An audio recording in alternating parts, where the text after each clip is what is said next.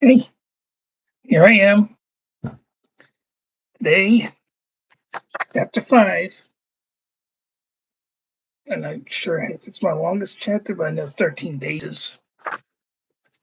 So let's get started. Chapter 5, System R24PW. Our enemies call it Urania Prime. I'm not sure I'm going to keep that name, but I may change that. Urania Rhyme, sorry. Gravel Tray. Try. I don't know how to pronounce that either. It says Stevens' fleet of former Imperial and Rebel vessels is pushed out of the hold as a massive vessel, a circular maw that looks as big as Earth's moon. To a circular maw that looks like it looks as big as Earth's moon. From their perspective, they sit on the edge of a star system with a small red star at its center, the red dwarf R24PW. And they can see the wreckage of ships floating close by, ships from both sides of this bloody war. But he does see other vessels from places and races he's never seen before. I wonder if our allies have tricked other races to help them against their sworn enemy, he thinks to himself. Sure as hell looks that way. You see that, Stephen?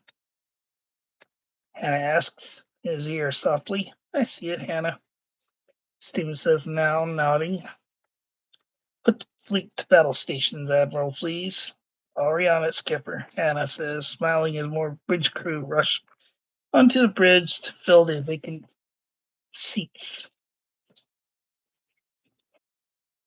She says that as a swarm of hundreds of X-shaped fighter pods appears and swarms towards the fleet to be engaged by Rena and her fleet of fighters and fighter pods as hundreds of missiles shoot out from the fighters toward the enemy fleet. He also sees a clamshell-shaped vessel that looks as big as the ship he just traveled here to take up position behind the enemy fighters, and beams of pure energy shoot out from its bow. That's a lot.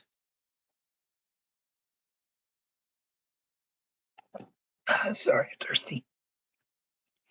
Permission to join the fight, sir? Hannah asks, itching to join the fight. Granted, Hannah. Just you and Rena and the other pilots to be very careful. Did some editing earlier, so. Understood, Hannah says. Commander Rin, you have command, Stephen says as he now leaves the bridge to join the other samurai on the hangar deck far below. Blaster bolts jolt him as he rides down the lift, but nothing serious, to the Hornet. Hang in there, baby. Bring us home, he says, patting the lift wall next to them. He reaches the hangar deck after changing into his samurai order robe and grabs his samurai sword. Most of the fighters stowed down here have already been manned and now have joined the fight. He's ordered all pilots to the planes to fight for their own lives, too. Good luck, sir, he hears as past the crew.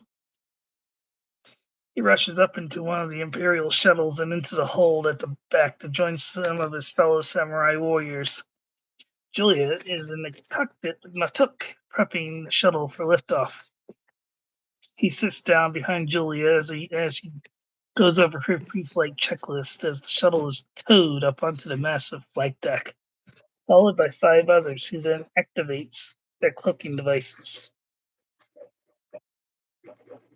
He is then followed by more shuttles loaded with samurai warriors and 2 battalions of NGFS, New Galactic Free States forces. They are on a secret mission to strike into the heart of the Triku home system, try to take on the Triku head on, and eliminate the leader. Everybody knows what the Triku leader looks like or who, but change that. not who they are. I'm sorry, who he is. Sorry. I do know that he is heartless and has no problem killing beings on any world. Shuttle 1 to all shuttles, prepare to launch into the system's interior. Do be careful and good luck. He gets a green light from all shuttles in his fleet.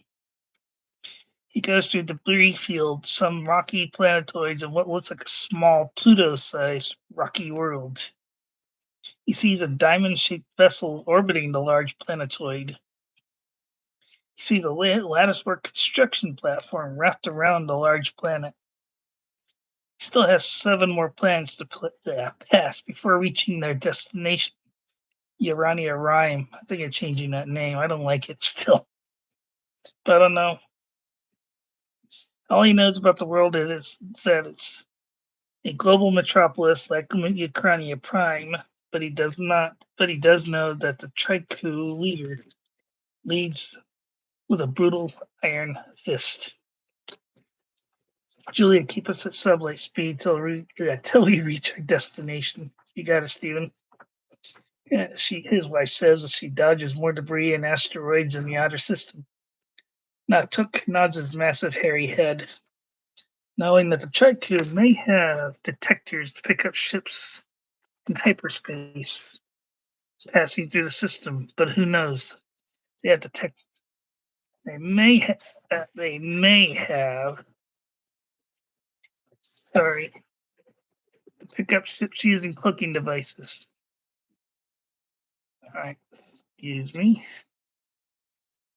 In an hour or so, they reach the first of several gas giants that make Jupiter look small by comparison, but is similar to Saturn with a massive twin ring system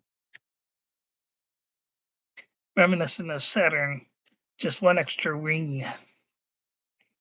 It is odd in colors and cloud formations, nothing recognizable as anything seen in the Milky Way galaxy. They do see many vessels orbiting an Earth-like moon. She is following the lead ship of the Zapotage fleet, which is leading them into the inner system, cloaked as well. But she has the fleet on her scanners thanks to the green dots on her scanner monitor. We still got our friends leading us in. Have green lights on our monitors, and we have not lost one vessel so far. Natuk says, the Nagano warrior says, nodding. Good, keep me posted. The system is crazy. We have to dodge everything from asteroids to what appears to be construction platforms at every turn so far. Will you look at that? What the hell? Yes, let's see a long, cone-shaped vessel off in the distance with a massive maw at one end and a sharp point at the other. It's not completely straight, but it definitely looks like the old windsocks once seen at airports back on Earth long ago. And it appears to be fully operational as it sits on a construction platform. They get a great view into the maw opening that could swallow a moon whole and tear a planet apart at the seams. That's big. Almost reminiscent of the Doomsday Machine from Star Trek, but that's what gave me the idea, but I'm not going to use it. You can see strange patterns of light and flame at the back of the opening. I'm sure happy that we are not facing that in battle, whatever it is. It appears to be a planet destroyer, Stephen. It looks more menacing than either the Dark Stars ever will. I sure hope we did not have to face it during this fight. You seem to stir the hornet's nest, Stephen. Julia says, look. They all watch the swarms of the Triton fighter pod zoom towards them and passed, followed by more clamshell and diamond-shaped vessels, but they do not engage their fleet. All right. Looks like our ruse is working. The fleet's pulled the enemy out of the inner system, Natuk says. Appears that they don't have a way to detect a cloaked vessel, Stephen says. Good, I hope it stays that way until we reach our destination.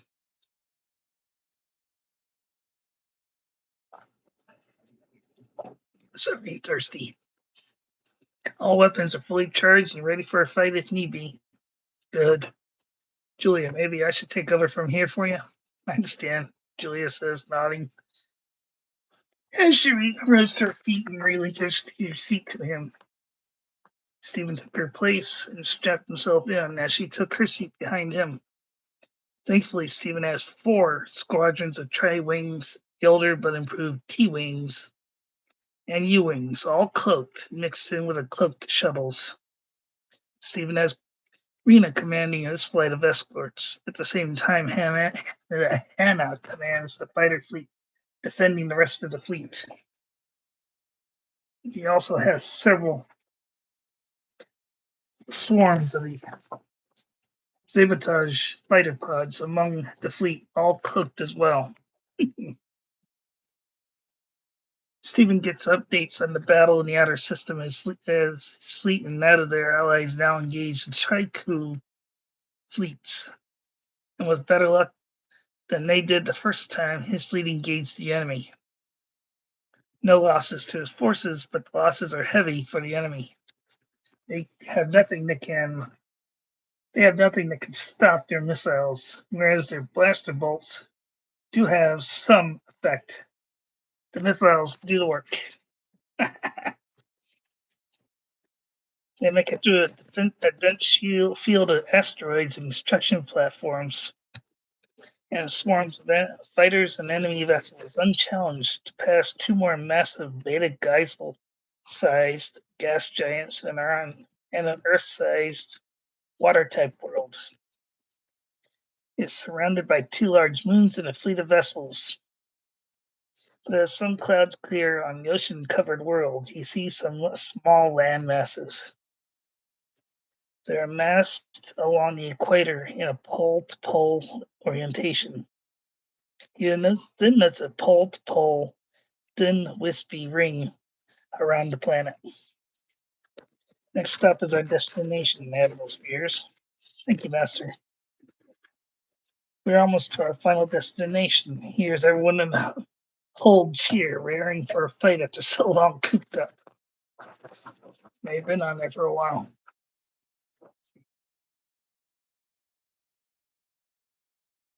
Natuk smiles as he sees the world approaching fast on their screens. I can see nothing but enemy fleets surrounding the world, Urania Prime.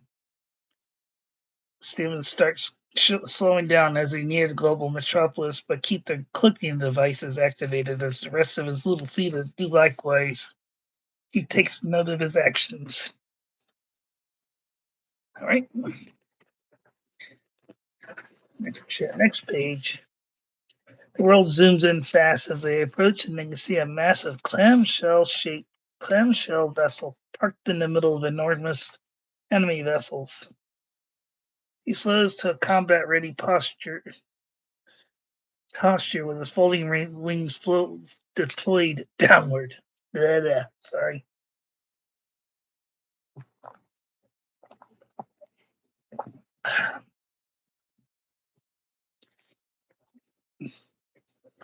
Guns are active and ready for a fight as the T-wings, U-wings, and the Trey-wings zoom past to engage the enemy fleet and their fighter pod fleet. We need to find out how these guys can fly blind, Stephen thinks to himself. Okay, people, disengage clicking devices and join the fun. Calls over his radio. Natuk smiles as he flips the switch on his panel and the shuttle becomes visible. Followed by the rest of his little fleet of shuttles, just as massive amounts of energy bolts zip past him and his fighter fleet. Their shields are engaged at full power. Some shots do hit him head on, but the ship's shields absorb the energy, making the shuttles shudder but keep moving forward, their own cannons hitting home and taking out the X-shaped fighter pods. I don't have any name for them. Just call them that. Try to make for one of those holes in that clamshell in the hook. Already on it. Look like holes of some kind, his hairy friend says. Excuse me. Be careful, Admiral. Those holes are shielded but passable. Understood? You hear that, partner? Understood, Stephen. I do hope your ships are powerful enough to pass through the shields. We can pass through safely. He beams back. You and your people be careful too. Thank you, Admiral Spears. All thoughts. Telepathic thoughts. He passes around a wrecked X-shaped fighter pod, which is spewing smoke and appears disabled. The forward hull is blown open to reveal a dead body inside. As they fast approach the centrally located command ship, now surrounded by scores of enemy vessels and fighter pods. He zooms up past the score of vessels, pods. Sorry.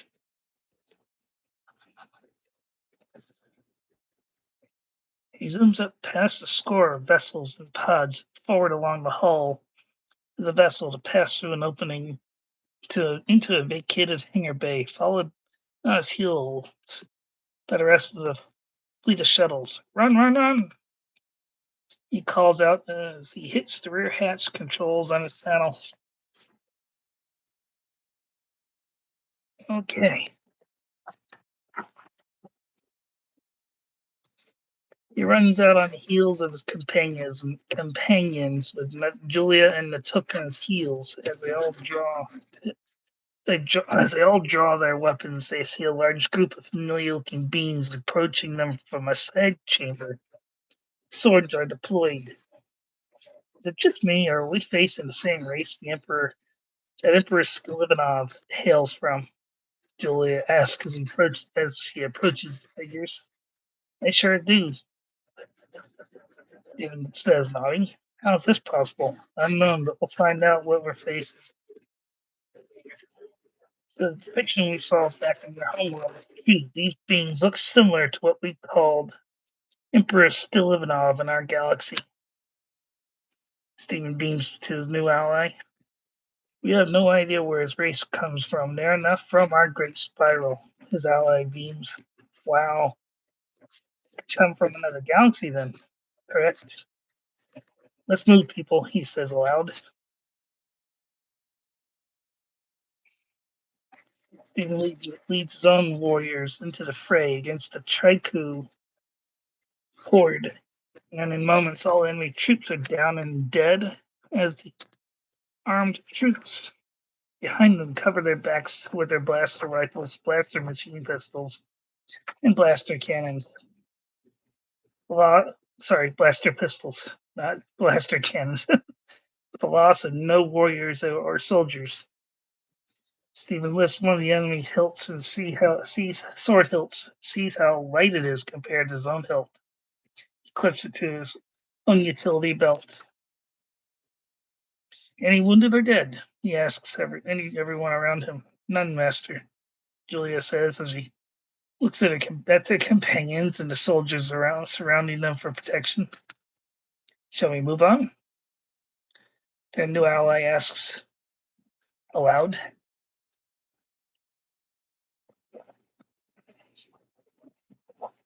Let's roll. September 11th. Stephen's head nodding as they approach a hole in the dome-shaped bay that looks like a gangway opening to the heart of the ship. As the rebel soldiers keep an eye on the hangar bay behind them, in case they missed any unfriendly enemy troops who'd survived the fight in the bay.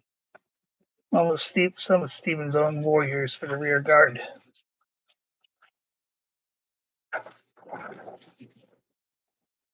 Your people handle themselves well, Admiral Spears, the new ally said. Oh, come on, I hate this thing. Give me 1 second.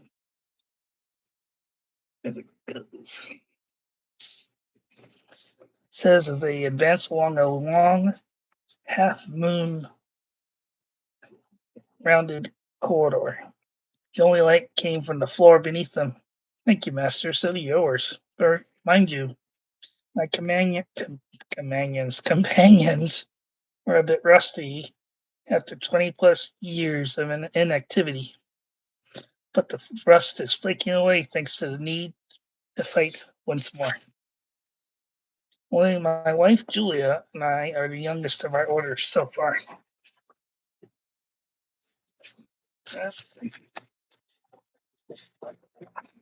Yeah. You have any chips left over? I mean, up there. It's over there. I'll get a bowl. Help yourself. That was my mom. Give me a second.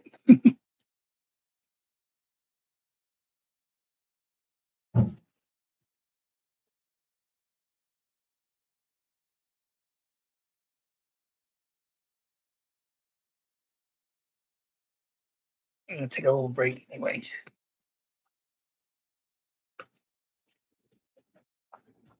You don't have, oh, the old man's out. That's right. He's in his daddy's room. No, he's outside. Oh, he was in his daddy's room when I came in here.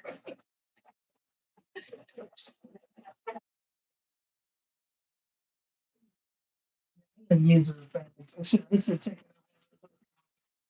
it. The ones in front of you, right? These? Yeah. I don't know. You didn't need anything. Did you get stuff in it? Yeah, I forget what was in them.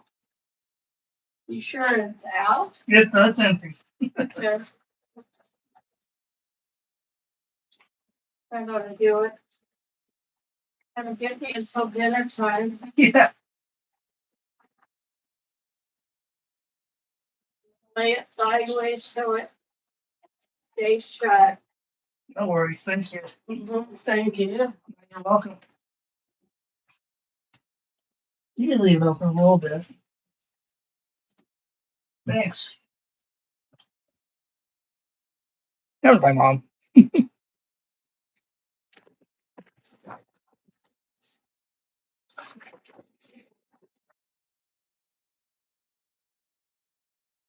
Yeah, your wife handle yourselves well. Handle yourself well. His friend says, smiling. Thank you, Master. I'm honored.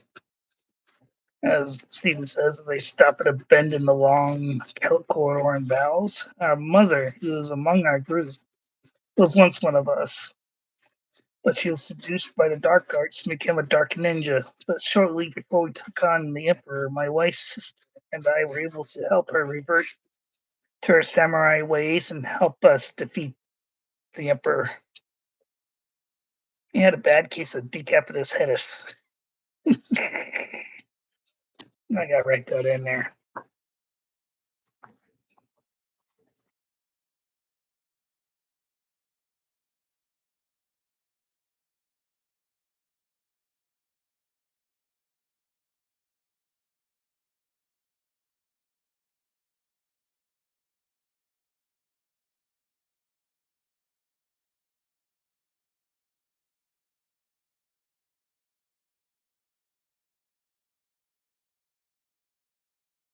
I just thought of that idea. I'm gonna add that later. I think I do add it later on too, but you'll. That's something you gotta wait till I get to the next chapter to find out. That's an interesting family tale. Is your mother still feeling the dark arts, as you called it? His friend asks now. Oh, heck no, Master. Stephen says, smiling and nodding. She wouldn't be with us if she were still influenced. I wish to express my humblest apologies, Admiral Spears. He said, his friend says, bowing and crossing his arms over his chest. Hi, Hiki. Thanks for coming. Welcome. You missed meeting my mom.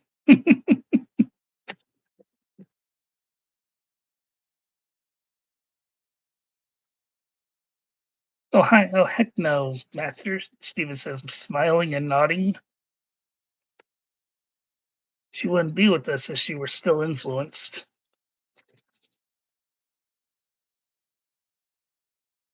No need to apologize, Master. My wife and I were ready to help defend her if they were to try her for war crimes, but she helped us defeat an Imperial fleet with her knowledge of the Imperial fleet's weaknesses.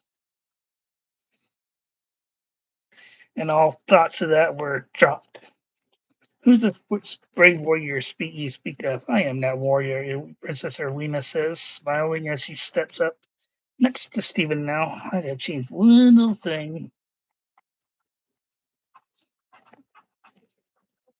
Princess added that. I'm doing editing as I go along as I see stuff. I think you're a brave fighter, Master. You handled yourself back there in the landing bay. Thank you, Master. As did you and your warriors, Princess Arwina says, smiling. Thank you, Master, smiling. The man says, smiling back. Guys, you have company incoming. Julia sings out. It's a large group of Triku emerges from a mist-filled area far ahead. As she takes a defensive stance with her own samurai sword, followed by many of their companions. Thanks for the thumbs up, Hiki. What do you think so far?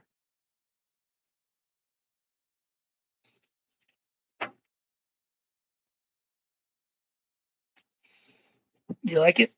I see you gave me a thumbs up.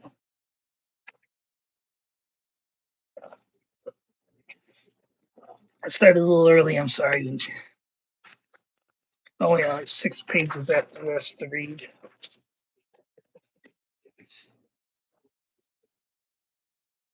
What you think of chapter 4 yesterday? Did you like that one?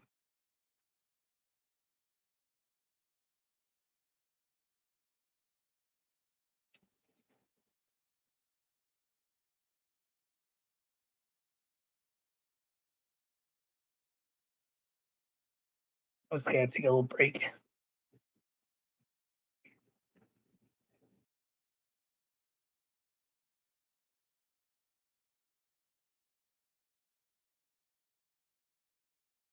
I had 3 more chapters after this one to go through.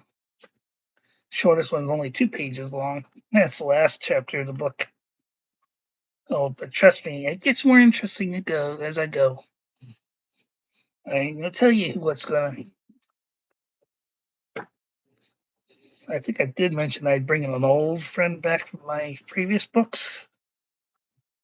You sort of get a hint with the characters we're fighting in the book. But I ain't gonna tell you who.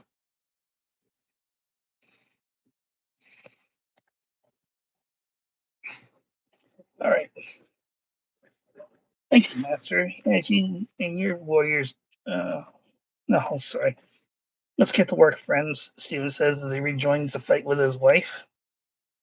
They all dive into the group of some 200 warriors who are taken out in a few minutes of close hand-to-hand combat. Steven suffers a slight slash to his left bicep and a cut to his forehead, but other than that, no one is wounded or killed until Steven sees his wife kneeling and tending to her own leg wound as her mother joins them now. What happened? I was able to stop one warrior with my sword, but then another dove in and wrecked my weapon, she replies, tossing aside her sparking, smoking sword hilt. I managed to avoid his initial lunge, but his second attack struck home. How bad? It's deep, but not life-threatening. Rowena says she dresses and applies ointment to the wound. Anything for the pain? I can handle the pain, Mom, Julia says. Stay back from the hook and let us lead, Julia. You need to recover first before trying to fight again. He then hands her his spare sword hilt. He picked one. It was an enemy hilt from his utility belt. Use this till he can construct a new hilt. As they talk, as Abatage warrior moves forward to apply spray to the leg wound. Please allow me, she beams. That wound shall heal in moments, master. The warrior beams as she puts the spray back in a pouch on her platform that she floats on next to them.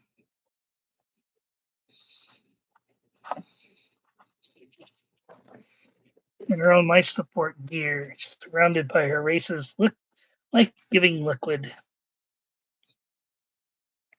Thank you, master. Julia beams back, smiling, as she feels invigorated by the sudden lack of pain in her leg where she was slashed.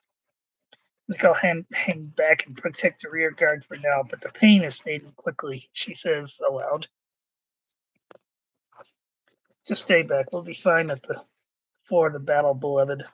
Stephen says, nodding. Thanks, Stephen. Julia says as she activates her new sword hilt, a black, solid blade shoots forward from the business end of the hilt. These guys are even lighter than our own. I know, Stephen says as he picks up a second discarded Triku hilt. I cannot believe that we are facing the same race that produced Emperors Delivanov, Princess Arwina says as they move along the rounded corridor in a mirror polished floor where all the light is coming from. I know, Mom. Can't believe how massive this vessel is, Natuk says as he joins them at the front of the large group of warriors. I know. And I thought the Emperor's personal cruiser was huge. This thing dwarfs that tenfold, Stephen says, nodding as he studies small alcoves along the curved wall.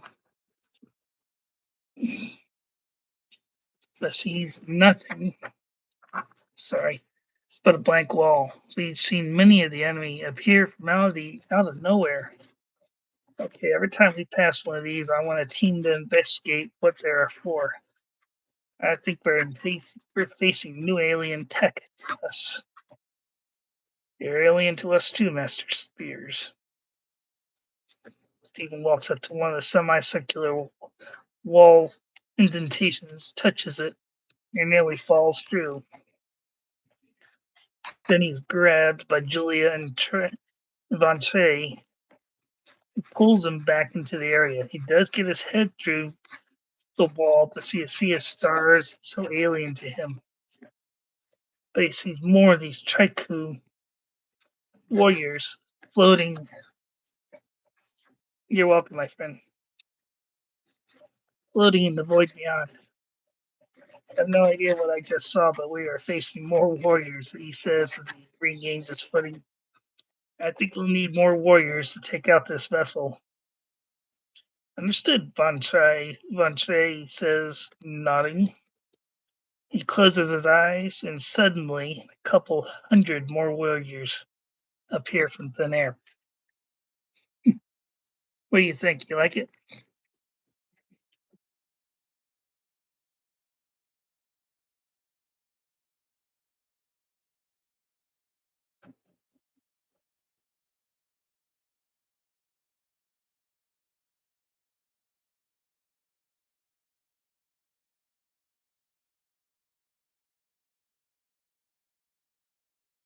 How the hell the devil did you do that? Stephen asked. My race has a means to teleport from one place to another in Zekaz. Second master, his new ally says. You must teach us this, Stephen says, smiling as another 100 more warriors join from thin air. I will when this war is won, Von Trey says, smiling too. Thank you, Master, Steve says, bowing. As they start back down the long, semicircular corridor, weapons were deployed, followed by the new Galactic Free States combined force, now led by Julia and some other samurai and samurai, pronounced spelled S-A space apostrophe M-A-L-I-A warriors. She's now removed the bandages from her fresh leg wound, which is now gone. They come to the end of the semicircular corridor and see a stars beyond a massive, clear vertical shaft. Where does this lead to? Stephen asks. Unknown, Admiral Spears, Von Trey says. Von Trey, I don't know how to pronounce it yet. This looks like it means to move upward. Almost similar to what your race uses on your homeworld, Stephen says, nodding. Yes, correct. Stephen Von Trey says, nodding. But we also use our own minds to move up and down levels. Interesting, Princess Irina says, nodding as she stands beside Stephen. How does it work? Stephen asks as he approaches the end of the corridor. Putting all the stuff I read away from the stuff I haven't. So that's why I'm reaching over. Step onto the decking of the Transit. I spell it Transjhit. It works from there. Von Trey says. Stephen steps into the deck area and suddenly feels himself rising into the tube, not feeling anything beneath his but air. Followed by his wife, Mother Von Trey, and other warriors. He feels weird not having anything under his feet as he rises high into the ship's upper decks, where he'd seen a tall, rock-like bulge in the hull of the massive ship. This is so weird, but it seems common among our new friends, Julia beams. Yes, it does. Stephen beams back. She rises next to him, almost at eye level. It's a bit disconcerting at first, Von Trey beams, but they keep rising till they reach the top and they come to an abrupt stop. Sorry. And he floats onto the deck without effort. I want everyone to make space for everyone to join us, but always stay on high alert. Understood. Stephen thinks to himself as he takes a defensive stance. Julia, you and the Took move forward 10 meters to that first junction. He beams to his wife as she joins him. Yes, Master. Julia beams as she and the Took move cautiously down the corridor. All right, break time, thirsty time.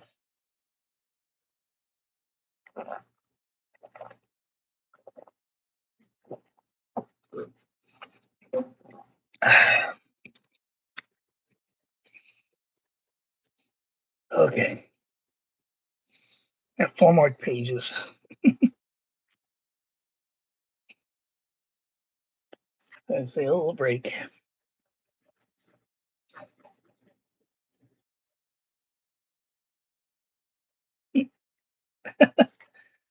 I gotta remember, hand itches. It's the wrong hand. It means I'm giving money away. All right. Stephen waits till most of the rest of the assault force joins him. Then he moves down the semicircular corridor to join his wife and best friend, followed by Von Trey and some samurai and samurai warriors, followed by some alliance troops. See anything? He asks his wife and his mother. Nothing so far, but more of those weird indentations. Julia beams back. Okay, Julia, you, Natuk, and some warriors, move down that corridor to the right to the next junction, then hold your position. On our way, Master. Be safe and watch your backs. He waits for the remainder of their forces to join them in the long, wide corridor, followed by the Alliance forces, carried on the backs of some of the samurai and samurai warriors. He motions for a squad of troopers to follow Julia down the corridor on our heels for his own peace of mind. Admiral, are you getting the feeling that we're being led, that we're walking into a trap, sir? The commander of the troops asks as she walks up. is his old friend, Peck, Colonel Angel Peck, Special Forces Group 11.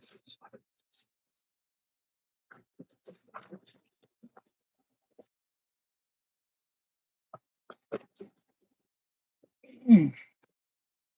All right, you better believe me, Peck. I do not trust the absence of defenses anywhere, Stephen says, nodding. As you notice, these beings we're facing are popping up out of nowhere.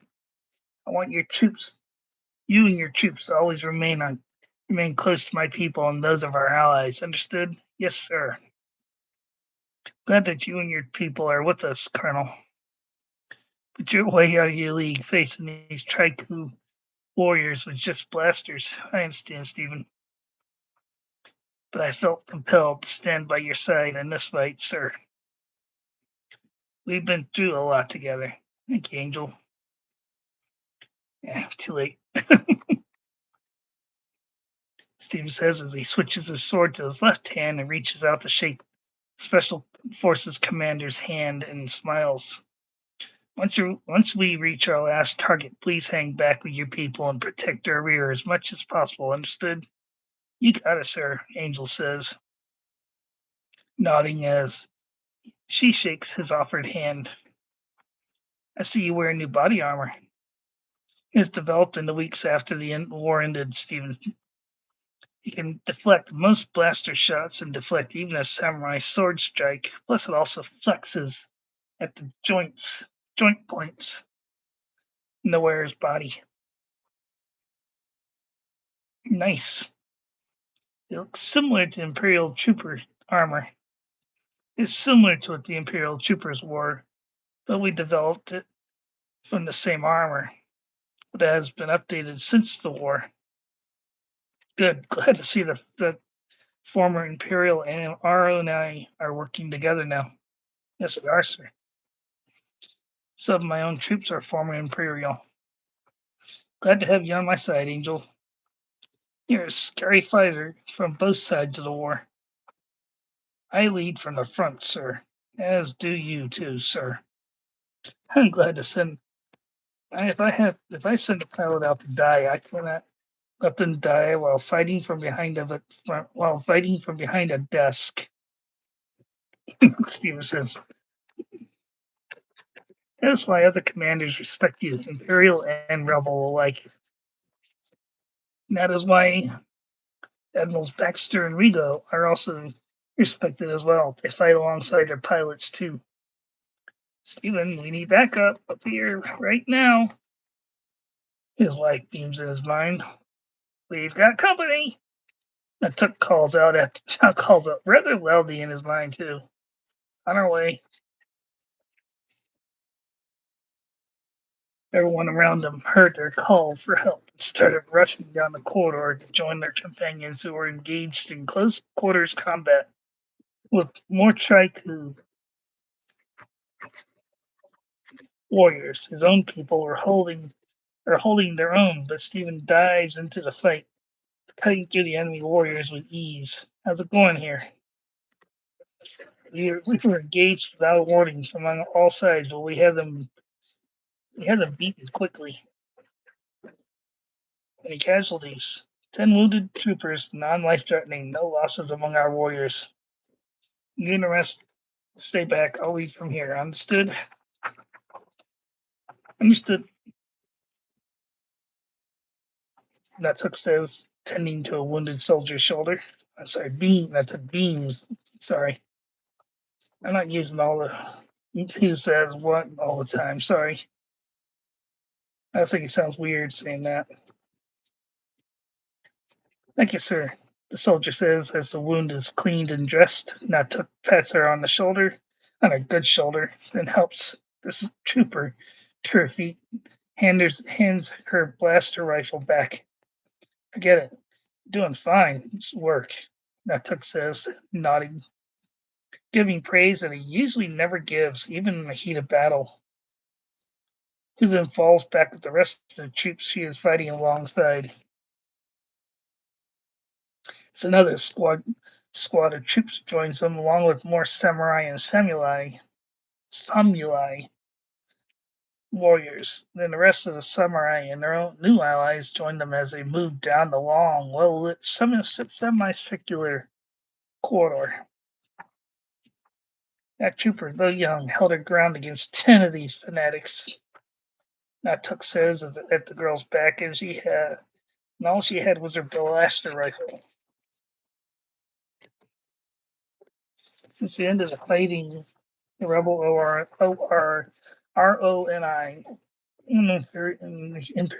the former Imperial Industrial Complex, have combined efforts and developed the STG 3440K blaster rifle. It still looks like the standard rifles used on both sides during the war. It has an internal battery that can be recharged in seconds and uses the red dot rear sights that the rebel blasters use. And it is only about 2 kilograms. It only weighs. Add weight.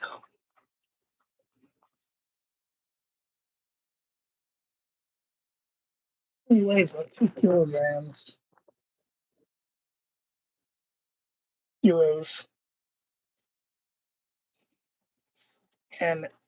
but it can withstand a samurai sword strike without breaking in two. And so far, the STG 3440 has stood up against the dark ninja swords that they've faced in battle. What do you think of that so far? You like it?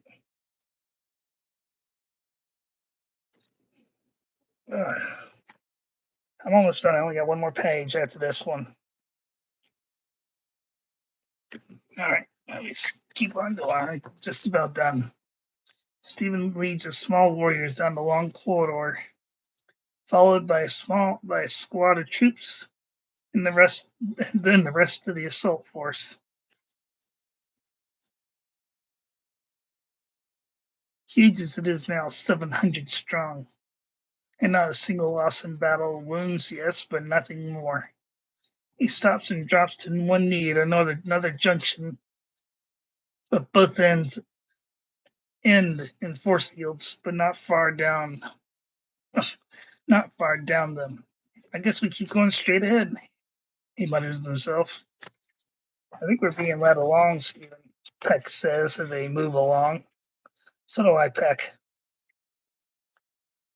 Stephen says, nodding in agreement. He moves forward along the corridor, his sword held out in front of him in a defensive posture, blade deployed as he sees no more Chaiku warriors in his path, but he does see the indentations in the wall of the corridor, but these look just like blank walls. So he goes to investigate one and touches a solid wall, nothing more. Okay, we're clear of the enemy forces till we get closer to where we're being led down to. He calls over his shoulder. Send up 12 more warriors. This is a trap, he beams out. In moments, 12 more warriors from both sides join him as they advance along the corridor.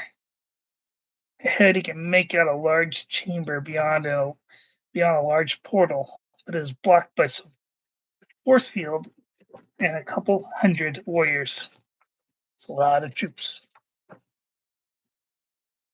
He breaks into a sprint towards the warriors and dives headlong into the force, cutting and slicing as he goes, followed by his companions and their trooper escorts. He cuts through the enemy warriors as the other warriors join him, getting a glimpse into the chamber beyond and seeing a figure seated in a large chair. Oh my God, he mutters to himself as he recognizes him.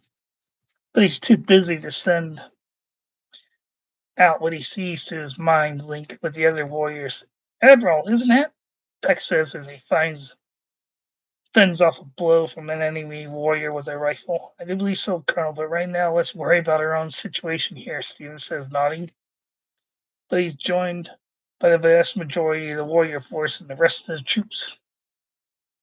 Julia still stands back to back with him as her mother fights a much taller, almost human-looking being but she gets the upper hand in seconds of engagement and is now engaged with a creature that almost looks like a two-legged dinosaur.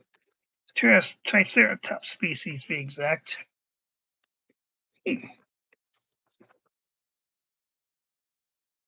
Stephen also sees another 100 warriors beyond the force field, along with what appears to be the Black Guard that once protected the Emperor back in his galaxy. But these creatures were tall and bulkier. Sorry, change that to taller and bulkier than what he faced before. See book 4. Soon thereafter, the enemy forces are taken out, but for those in the chamber and beyond, and the creature that was seated. I'm seeing stuff I need to fix. That's right, fix them later. That was seated at the back of the chamber. A huge port with a great view of space behind him. As space battle has now reached the inner system and them. And that is the end of chapter 5.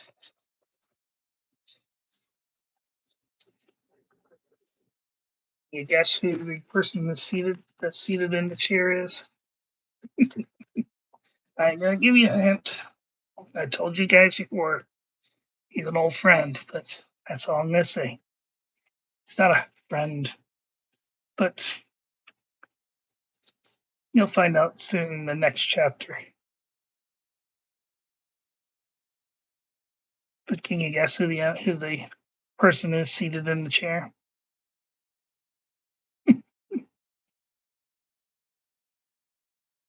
I'll give you two guesses.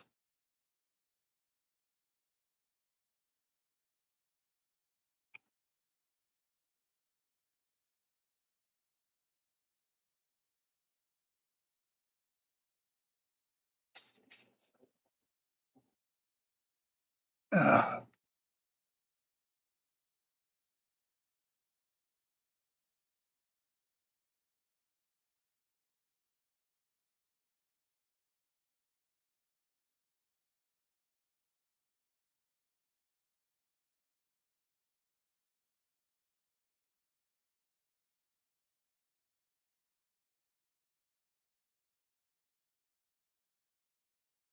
I'm gonna tell you who it is. You gotta wait for the next chapter. Let me check something quick. I'm gonna tell you.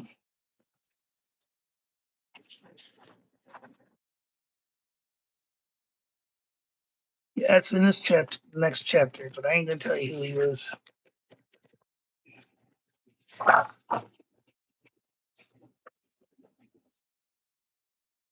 You gotta wait.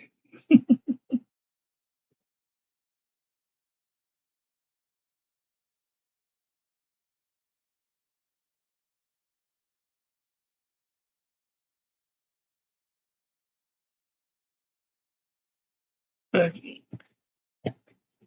thank you for listening, Hiki. I appreciate your patience with waiting for me to finally get book 5 done, and I apologize for that. But I was glad to get it done. Now I can actually have an idea for book 6. Going back to that second Earth they found. Remember the one I think it was in book 2, at the end of book 2 and the beginning of book 3, where they find a second Earth ruled by the Romans and the Inca. I think I'm going back there. Humanity is going to take residence there.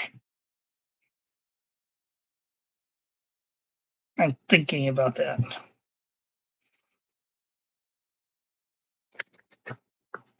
You have a good afternoon too, my friend. Thank you for listening. I started a little early, so I don't know how much you caught of my book, my reading, but I appreciate you listening. You take care. I'll see you tomorrow with chapter 6. You'll find out who the guy seated in the chair is then tomorrow. I'm not telling you who it is. You take care. God bless you, my friend.